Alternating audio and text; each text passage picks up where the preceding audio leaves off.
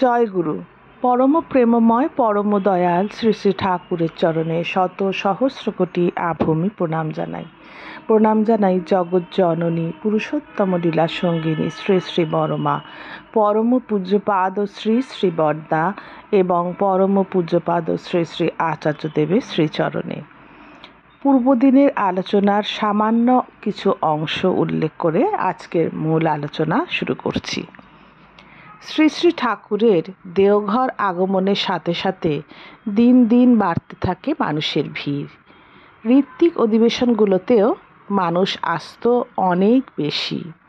বিভিন্ন প্রয়োজনে কেনা হয়েছিল জমি, ঘর বাড়ি, কিছু কিছু ঘর বাড়ি ভাড়াও নেওয়া হয়েছিল।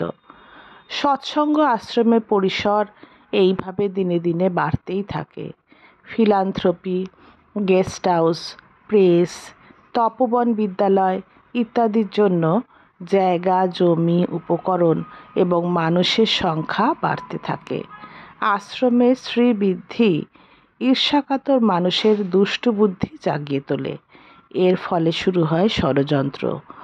মিথ্যা চক্রান্তে পুলিশ পরম পূজ্যপাদ শ্রী শ্রী বরদা এবং পূজ্যপাদ ছোটদাকে জড়িত করে। এই সংবাদ পেয়ে শ্রী শ্রী ঠাকুর চিন্তান্বিত হন। শ্রী শ্রী ঠাকুরকে চিন্তান্বিত দেখে শ্রী শ্রী বড়মা বলেন, এত ভাবনার কি আছে? জেলখানা তো আগে থেকেই তীর্থ হয়ে রয়েছে সুভাষ এদের পায়ের ধুলিতে। শক্তিস্বরূপিণী পরমা প্রকৃতি এইভাবে নররূপী পুরুষোত্তমকে সান্ত্বনা দেন। এই সময় শ্রী শ্রী ঠাকুরকে দুমকা শহরে বাস করতে হয় বেশ কিছুদিন। শ্রী শ্রী বড়মা তার সাথে থেকে অতন্দ্র প্রহরীর মতো সদা সর্বদা শ্রী শ্রী ঠাকুরের আহার, নিদ্রা, বিশ্রাম, শরীর স্বাস্থ্যের দিকে বিশেষ লক্ষ্য রাখতেন। অবশেষে মিথ্যা মামলা থেকে তার সন্তানদের মুক্তি লাভে সত্যের প্রতিষ্ঠা হয়। শ্রী শ্রী ঠাকুর ও শ্রী শ্রী বড়মার দুমকায় অবস্থানের ফলে স্থানীয় ও দূর দূরান্তের বহু মানুষ তাদের দর্শন, সান্নিধ্য ও সৎ নাম পেয়ে জীবন ধন্য করে। এখান থেকেই একদিন 16ই নভেম্বর 1952 সালে 16ই নভেম্বর শ্রী শ্রী ঠাকুর, শ্রী শ্রী বড়মা, পরম পূজ্যপাদ শ্রী শ্রী বরদা এবং উকিল, সাংবাদিক ও বহু মানুষসহ নিকটবর্তী বীরভূমের অন্তর্গত হরিপুরে জমি দেখতে যান। শ্রী শ্রী বড়মার সারা জীবন একটা বিরাট সংসারের বিপুল দায়িত্ব নিয়ে একটুও বিশ্রামের অবকাশ না রেখে চলতে হয়েছে। সংসারে মায়েদের সবচেয়ে প্রিয় ও প্রধান বিষয় বোধহয় রান্নার কাজ। প্রত্যেকের শরীর, স্বাস্থ্য, মন বুঝে গৃহিণী খাবার প্রস্তুত করেন। এটাই সংসারের সাধারণ নিয়ম। এসব বিষয়ে যিনি যত দক্ষ তিনি তত পাকা গিন্নি বা পাকা রাঁধুনি। কিন্তু বড়মার সংসারে এসব সাধারণ নিয়ম বেশিরভাগ সময় উল্টে যেত। সব সময়ই তার সংসার আকারে সুবৃহৎ। বিভিন্ন রুচির মানুষও ছিল অসংখ্য, আর তাদের প্রয়োজনও ছিল বিচিত্র। কখনো নিজের হাতে বা কখনো নির্দেশ দিয়ে রান্না করে বিশেষ ব্যক্তির বিশেষ প্রয়োজনটি তাকে পূরণ করতে হতো এবং এটা ছিল তার দৈনন্দিন জীবনের চালচিত্র। প্রথমে হিমায়তপুরে, পরে দেওঘরে এসেও তার এ থেকে অব্যাহতি ছিল না। আর রসিক চূড়ামণি শ্রী শ্রী ঠাকুরের কত বিচিত্র ফরমাইশি রান্নার পদ তাকে সারা জীবনে রান্না করতে হয়েছে, তা সংগ্রহ করা থাকলে একটা সুবৃহৎ গ্রন্থের আকার নিত। সর্ব অবস্থায় স্বামীর ইচ্ছার অনুবর্তিনী হয়ে চলতে পারেন কিনা এমন পরীক্ষা দিতে হয়েছে তাকে অহরহ। রান্না প্রস্তুত, ঠাকুর খেতে বসেছেন। হঠাৎ তিনি বললেন, খিচুড়ি খাবো। রান্না হয়নি তো কি, খিচুড়িই তার চাই এবং এক্ষুনি। কোনো কথা না বলে তখনই নিয়ে এলেন প্রার্থিত বস্তু। চালে ডালে মিশিয়ে কি অপূর্ব কৌশলে তিনি ঠাকুরের চাহিদা মেটালেন তা তিনিই জানেন। কোনো দিন হয়তো বললেন, আজ ঘি ভাত খাবো।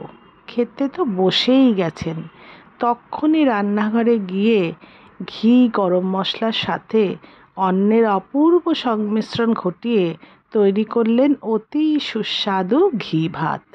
কোনো কিছুতেই তাকে বিব্রত করা যায় না। পরীক্ষার্থীর কাছে এ যেন আনসিন কোয়েশ্চেন পেপার। পরীক্ষায় যদি হয়ে থাকে তবে তিনি সসম্মানে উত্তীর্ণ হয়েছেন, তা নিঃসন্দেহ। এই পরিবারের অলিখিত অনুশাসন অভুক্ত অনাহুত অতিথি অভ্যাগতদের না খাইয়ে ফেরাবার উপায় নেই। আগন্তুকদের সংখ্যা বাড়তে বাড়তে যদি শতাধিকও হয়ে যায় তাহলেও বলার কিচ্ছু নেই। বিরক্ত হলে ক্লান্ত হলে চলবে না।